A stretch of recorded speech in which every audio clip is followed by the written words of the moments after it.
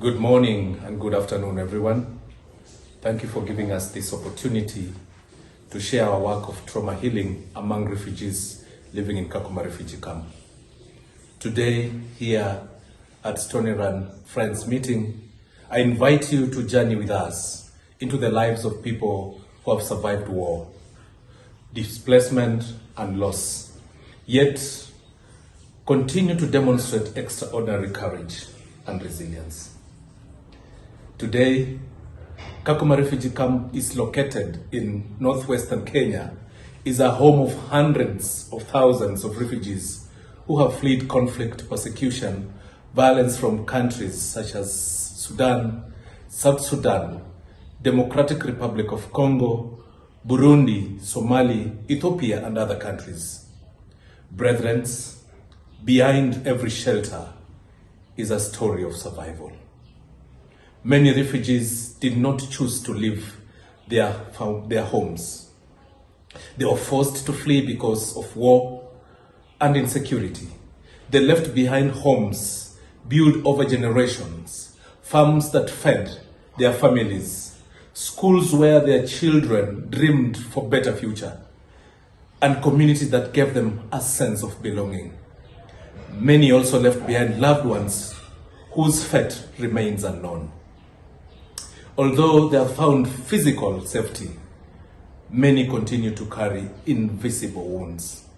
Imagine witnessing violence in your village, losing loved ones during conflict, walking for weeks under the scorching sun with little food or water while searching for safety. Arriving in the refugee camp carrying grief, fear, and uncertainty about whether life will ever feel normal again. These experiences leave deep emotional scars. Many refugees struggle with anxiety, depression, anger, grief, hopelessness, and recurring memories of traumatic events. Children wake up screaming from nightmares. Some fear sleeping because the memory returns when they close their eyes. Parents carry unbearable emotional burdens while trying to provide comfort and stability for their families. Young people often lose hope and struggle to imagine a future beyond the camp. Today, these challenges have become even more severe due to significant reduction of humanitarian funding. Food assistance has drastically reduced. Cash support programs have been suspended.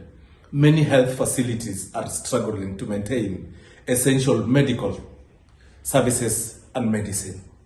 Across the camp, mothers sit with empty cooking pots, uncertain how they will feed their families and their children next day. Elderly refugees skip meals so young families can eat. Patients suffering from chronic illness face growing uncertainty as medical supplies become scarce. For families already carrying traumatic events from the war, the daily struggle for survival has become even more heavier. Many refugees speak of feelings of forgotten by world organizations that once promised and protected them. The pain of losing a home is profound. The pain of losing hope can be even greater. African Great Lakes Initiative, with their Kenyan local partners Transforming Communities for Social Change, TCSE, have done tremendous work in the camp, and I want to thank them in this meeting. Through our trauma training, we've created safe space where refugees can process their pain, they can process their painful experiences, understand the effects of trauma, and begin to rebuild their lives. Participants learn that the reaction they experience after traumatic are normal responses to abnormal events. They discover they are not alone.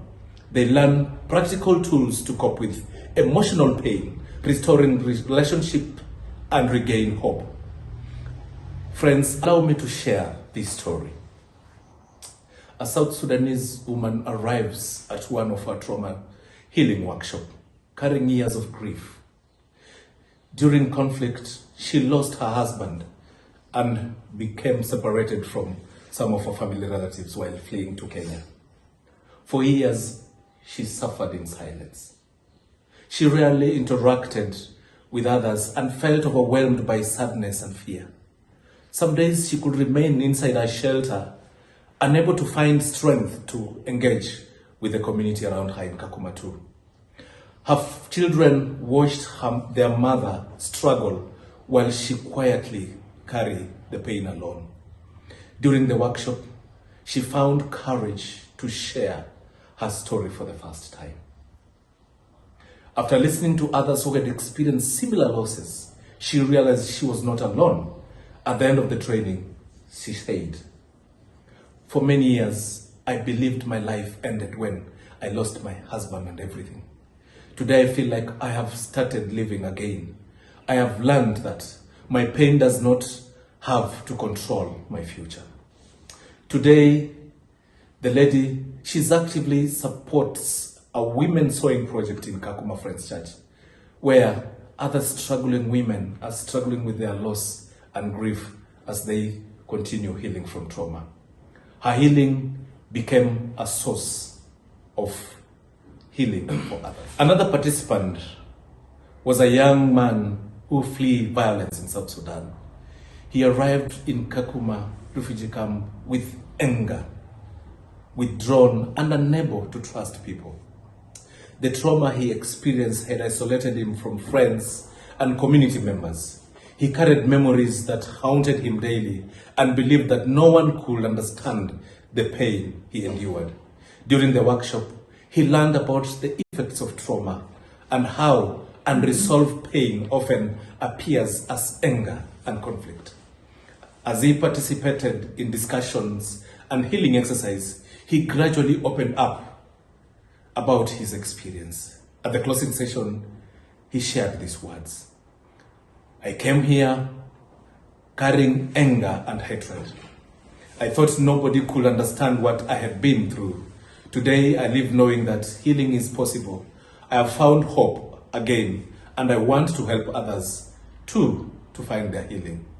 Today, he volunteers as our Nuer English interpreter and also help in translating our Hero English manual into Nuer language to help local communities and encourage other young people to seek support rather than suffer in silence.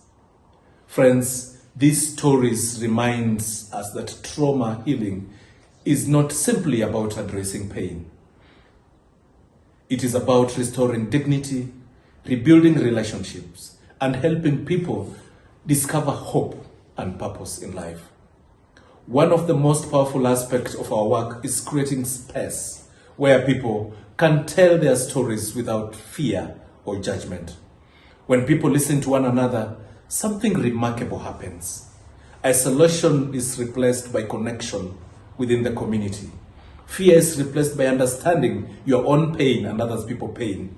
Shame is replaced by acceptance of our situation. Despair begins to give us hope to forge ahead. For many participants, the workshop is the first place where they can feel seen, heard, and valued since fleeing their home.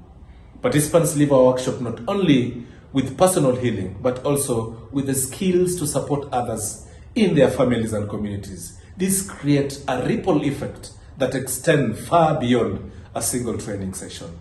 However, the need remains enormous. Conflict and instability continue to force people from their homes. New arrivals reach the Kakuma refugee camp with fresh wounds from violence and displacement. Some arrive having witnessed the loss of their family members only days before crossing the borders.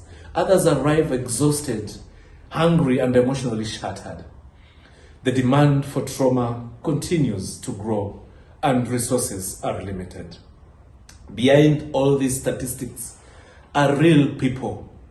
Children are trying to sleep without fear. Mothers are trying to find strength to keep going. Fathers are carrying grief he has never spoke about. Young person searching for reason to believe about tomorrow. When trauma is left unaddressed, it affects families, it affects communities and future generation. But when healing takes place, individuals become stronger, families become wealthier, and communities become more resilient. The people we serve need more than food, shelter, and basic services. They need emotional restoration. They need hope. They need opportunities to heal from the wounds they cannot see. Today, we invite you to stand with those who have lost their homes but not their courage. Stand with those who have experienced extreme suffering but still hold on to hope. Stand with TCSE as we continue bringing healing and restoration to refugees and vulnerable communities. Together we can help transform pain into healing, despair into hope, trauma into resilience. Thank you so much for your passion, your partnership, and your commitment to making a lasting difference in the lives of refugees. Thank you for listening to me. May we continue working together to restore hope where it is needed.